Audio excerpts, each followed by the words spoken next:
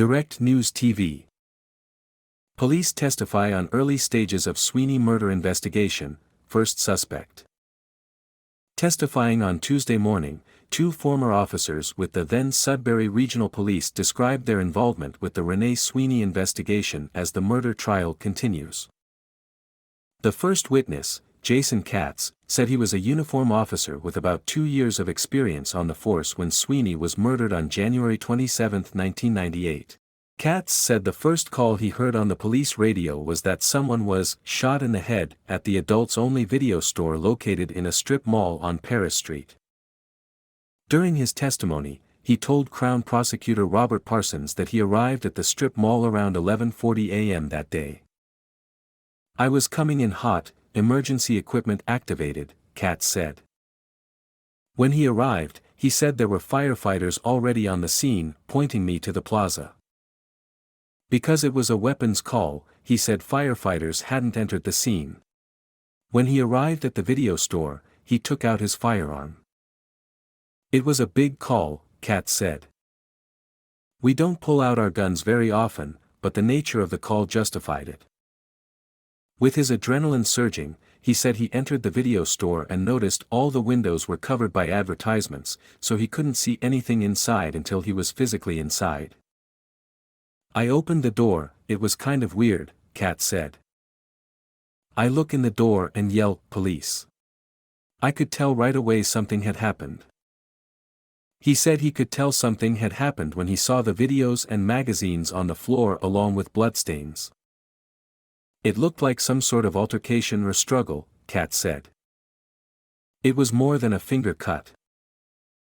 He said he heard a woman's voice, which later emerged to be Dr. Krista Jonas, an off-duty ER surgeon who had been next door and had come to the scene to see if she could help. "And our victim was there," Katz said. He said he then did what's known as a quick clear, looking around to see if anyone else was there, including in the washroom. Dr. Jonas made the determination that the victim was deceased, Katz said, making the call of death officially at 11:44 a.m. He said 2 paramedics came right in behind me. Sweeney's body was taken out of the store around 3:30 to 3:45 p.m. and Katz said he worked to secure the scene for the investigation until 4:36 p.m. that day. Lead investigator testifies. The next to testify on Tuesday morning was Robert Keach, now retired, who was a sergeant and the lead investigator in the case.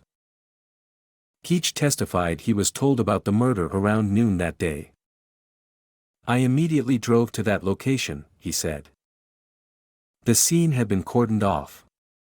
The parking lot was cordoned off."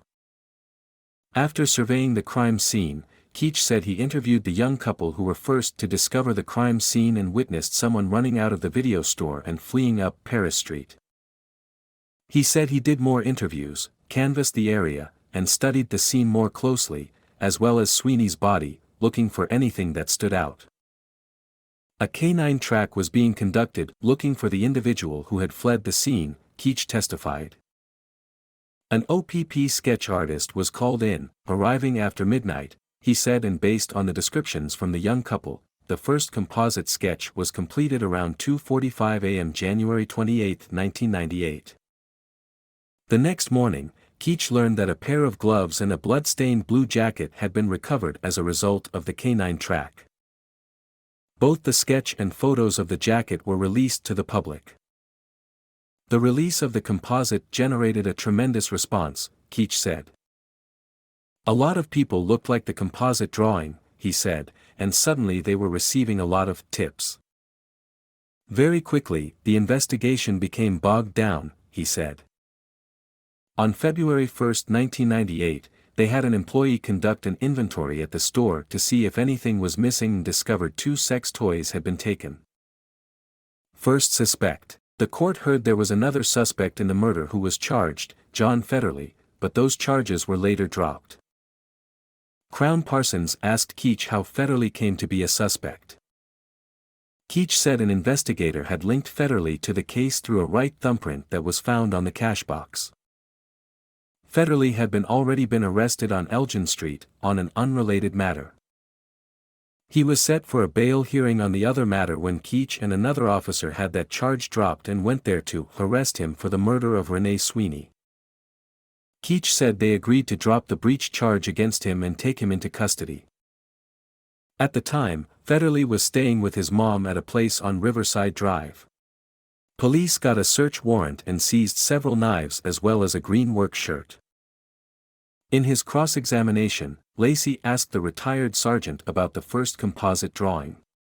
Specifically, he asked Keach whether at the time he said it was of a witness or a suspect.